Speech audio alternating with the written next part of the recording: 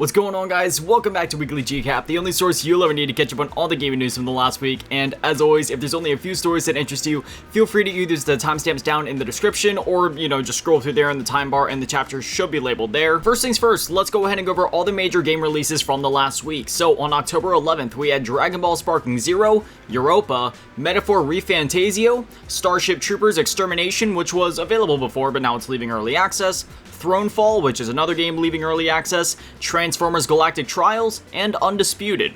Then on October 10th, we had Amber Isle, Last Time I Saw You, Sky Ocean's Wings for Hire, and then on October 8th, we had Diablo 4 Vessel of Hatred, the expansion, as well as the Silent Hill 2 remake. Next up, two games are free on Epic Games, those being Empyrean Galactic Survival and Outliver Tribulation. These will be free until October 17th at 11 AM EST, so you might as well redeem them because there's no better price than free. Next up, I got the October PS Plus Extra and Premium games for you guys. So, for with Extra, we got Dead Island 2, Firefighting Simulator The Squad, Ghostbusters Spirits Unleashed, Grease, I think that's how you're supposed to say it, Overpass 2, Return to Monkey Island, The Dark Pictures Anthology, The Devil and Me, Tom Clancy's Ghost Recon Wildlands, which was on the service before but now it's returning, Tour de France 2023, and 2 Point Campus. Then on Premium, we have The Last Clockwinder, which is a PSVR 2 title, Dino Crisis, an absolute classic, Siren, and R-Type Dimensions EX. Next up, the Red Dead Redemption PC port was announced. So they put up a trailer and the description reads, quote,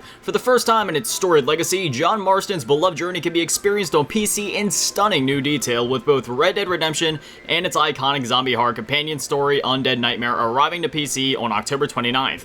In collaboration with 011, this new version adds PC-specific enhancements including native 4K resolution at up to 144 Hz on compatible hardware, monitor support for both ultra-wide aka 21:9 or super ultra-wide 32:9, HDR10 support, and full keyboard and mouse functionality. There's also support for NVIDIA DLSS 3.7 and AMD FSR 3.0 upscaling technologies, NVIDIA DLSS frame generation, adjustable draw distances, shadow quality settings, and more." End quote. So you heard it here first. It will be available October 29th. It took long enough, literally over a decade. This is a PS3 360 game we're talking about, but hey, I'm glad that it's finally gonna be available. Next up, the S.T.A.L.K.E.R Legends of the Zone Trilogy Switch port release date was announced. Man, that was a mouthful. Anyway, this coming from Gamatsu, quote, "Horror first-person shooter collection S.T.A.L.K.E.R Legends of the Zone Trilogy will launch for Switch on October 31st, aka Halloween, for $39.99, developer GSC Game World announced. S.T.A.L.K.E.R Legends of the Zone Trilogy for, why can't I say that? Legend of the Zone Trilogy. That's not that hard to say. Why do I keep messing it up? Anyway, first launch for PS4 and Xbox One on March 6th. It includes S.T.A.L.K.E.R Shadow of Chernobyl, Clear Sky, and Call of Pripyat. Each game can also be purchased individually for $19.99. So if you want to purchase all three separately, you can, and it'll run you $60. Or you buy the trilogy and get it for $40. I'd say just get the trilogy. All of the games are absolutely fantastic. And if you've never played them before, I would say that these games would be a pretty solid pickup, especially for Halloween when it releases. Next up, a port of Resident Evil 2 Remake for Apple devices was announced. That's coming from Video Games Chronicle, quote, "Capcom will release Resident Evil 2 for iPhone, iPad, and Mac later this year. Following in the footsteps of its Resident Evil 4, 7, and Village mobile ports, the game will hit the App Store on December 31st, aka New Year's Eve 2024. It will be supported on iPhone 15 Pro models, iPhone 16, and every iPad and Mac with the M1 chip or later." So, according to this, it's saying iPhone 15 Pro, so I'm assuming that iPhone 15, just base 15, won't be included in that. Like the previous RE games released on iOS, the beginning of the game will be playable for free, but the full title will need to be unlocked via an in-app purchase. End quote. They also go on to mention that, for like Village and 7, that cost was only like $20, whereas for RE4 it was $60. So not too sure how much this is going to cost. Obviously, once we know, I'll let you guys know. But regardless, you can still dive into the game and just, play the first bit for free just to see how it runs on your device and if you actually want to purchase it there. Otherwise, the game's always going on sale on other storefronts digitally, and you can always get a physical copy, which is the way I'd recommend to buy literally anything. You can also get that for a lot cheaper as well, so that's always an option, but still wanted to bring this to your guys' attention, because the fact that these games are finally playable on phones is just, I mean, that's mind-blowing to me, man. I'm also a bit of a boomer, and my first phone was a Sidekick, so what does that tell you? Next up, I cannot believe that I get to say this, but Alien Isolation 2 has been confirmed to be in development. So this coming from Al Hope on X, quote, "In celebration of the 10th anniversary," and then they have an image right below this that says, "To our fans around the world, it's hard to believe that it has been 10 years since we embarked on our journey with the release of Alien Isolation. When we started developing Alien Isolation, we had one guiding principle: to create a truly authentic experience that went back to the roots of the Alien franchise, a new story capturing the atmosphere and terror of the original 1979 movie masterpiece. He then goes on to talk about how thankful the dev team is for, just the reception of the game over the years, but at the bottom he notes, "Today I'm delighted to confirm on behalf of the team that a sequel to Alien Isolation is in early development.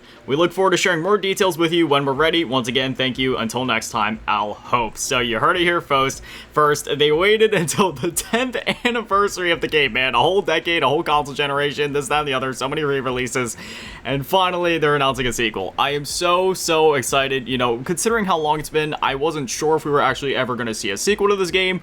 But boy, am I glad that we're getting it. And I mean, hey, on the 10th anniversary, that's a pretty epic thing to announce. So as soon as we have more on this game, because right now they said it's in early development, so it's probably going to be a while until we even see a trailer or a teaser for this thing, but as soon as we get more information on it, of course, I will let you guys know. Next up, the Nintendo sound clock Alarmo was announced. They put up a trailer and the description reads, quote, "Introducing Nintendo sound clock Alarmo, an interactive alarm clock that's out of the ordinary.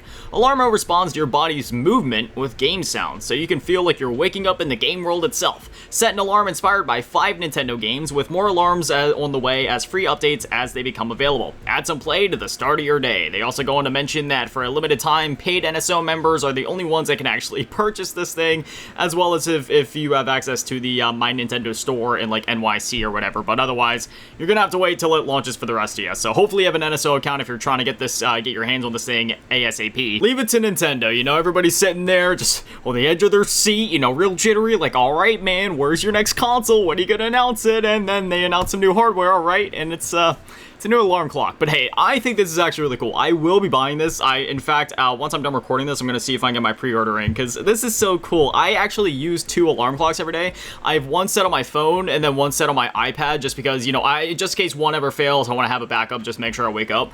But sure, why not throw a third one into the mix and then, have like Mario coins blaring as I move around and try to wake up and stuff. Again, this is just, I think it's pretty cool. I'm gonna buy one. Next up, a Shinobi movie was announced. Yes, based on the game. This coming from Gamatsu. Quote, "Universal Pictures has announced a collaboration with Sega to develop a movie based on the Shinobi video game franchise.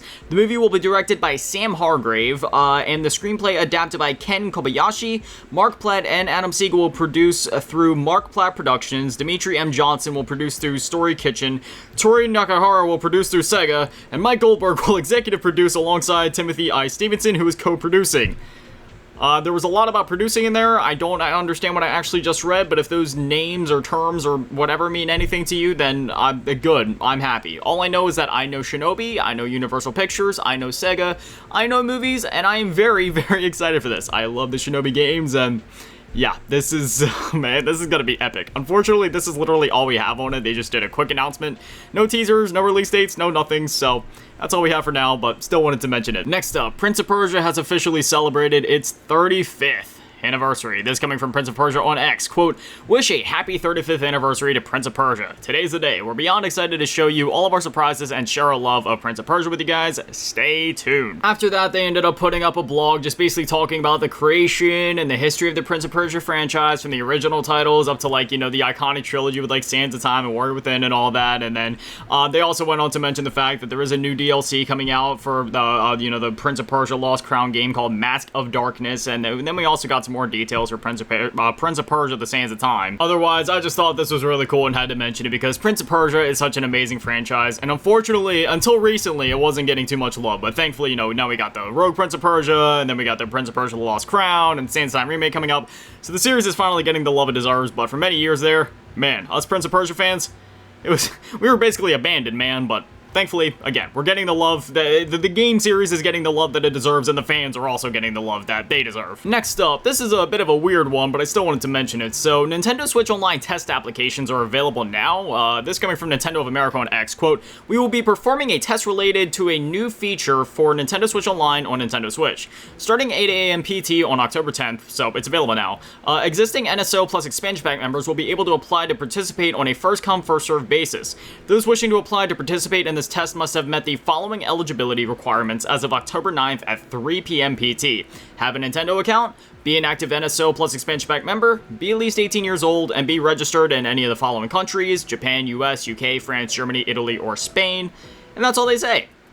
No specific information, nothing like that. So honestly, none of us have any idea what in the world this is about, what's going on. I mean, by the time this video goes up, maybe more details will be out there, but very strange. Still wanted to put it out there just in case any of you guys want to apply for this. I was thinking about it. I'm gonna try to get my foot in the door here and see what's going on, because yeah, I'm not sure. This one's interesting. Next up, the future of Halo has been revealed. So this coming from IGN, quote, during Sunday's Halo World Championships, 343 Industries made a number of announcements, including that it will officially be changing its name to Halo Studios and that it's working on multiple new games.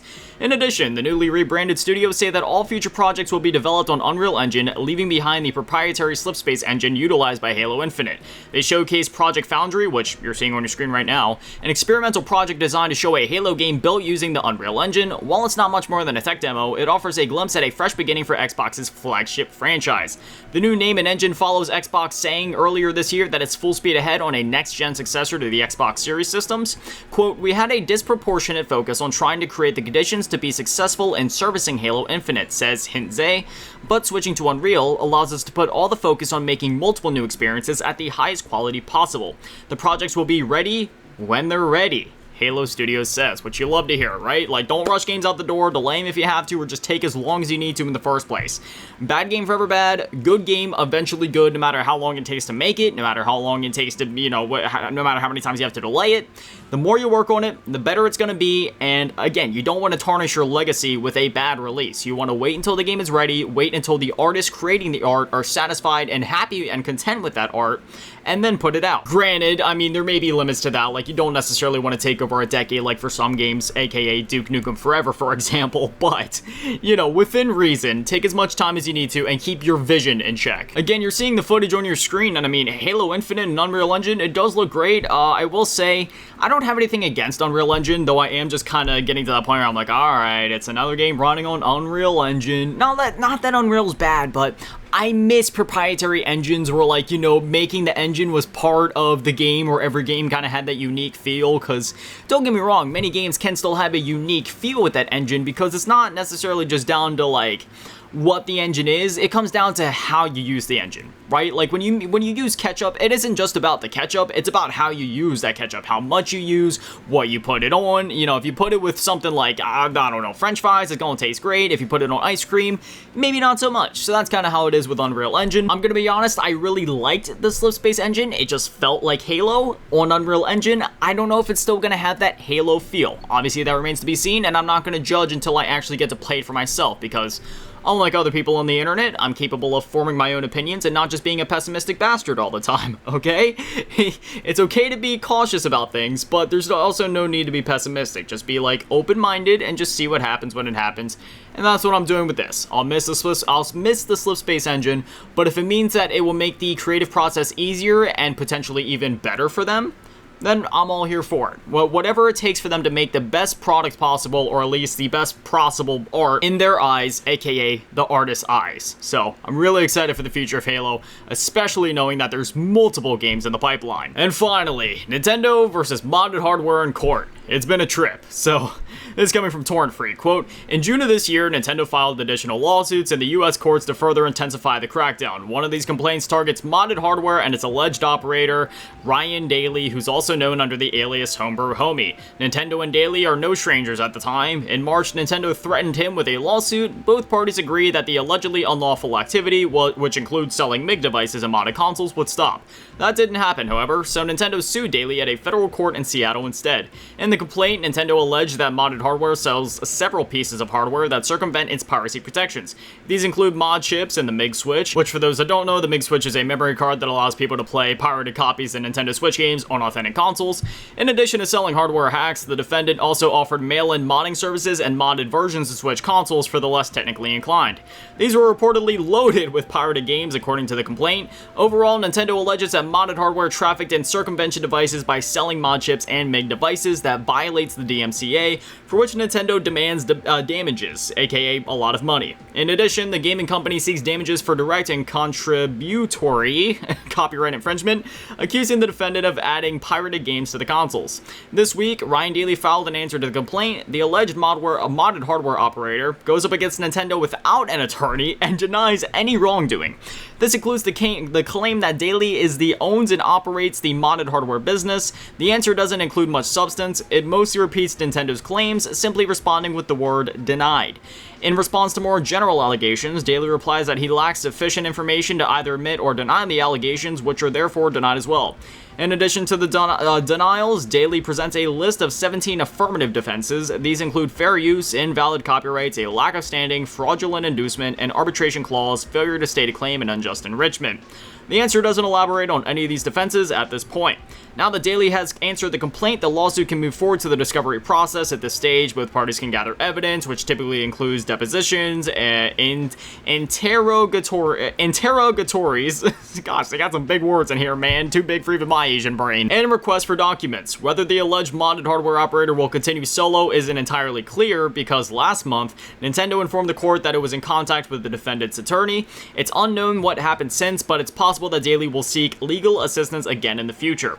The modded hardware website, meanwhile, is no longer publicly available. It now requires a password to access. So it seems like he has at least somewhat quietly shut things down at the moment, or at least kind of restricted them to where it's like, hey, if you want to use the site, you gotta have a password, which I'm assuming you can only get via his Discord server, or maybe if you were a customer in the past. I'm not exactly sure, but it seems like he's at least doing that just to protect his butt a little bit at the moment. Regardless, this is just a very funny situation. You know, it's always a funny situation whenever Nintendo's in the courtroom, just because, you know, there's all sorts of chaos that can come from that. But just considering the fact that this guy's in there with no lawyer, no attorney, and he's just saying denied.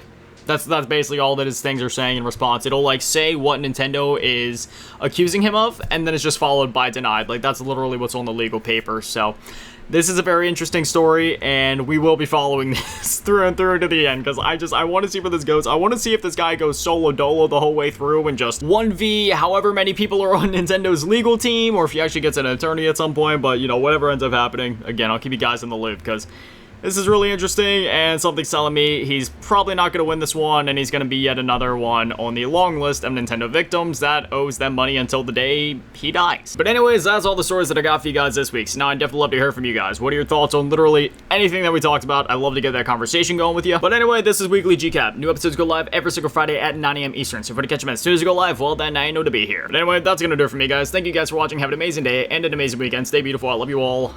Peace.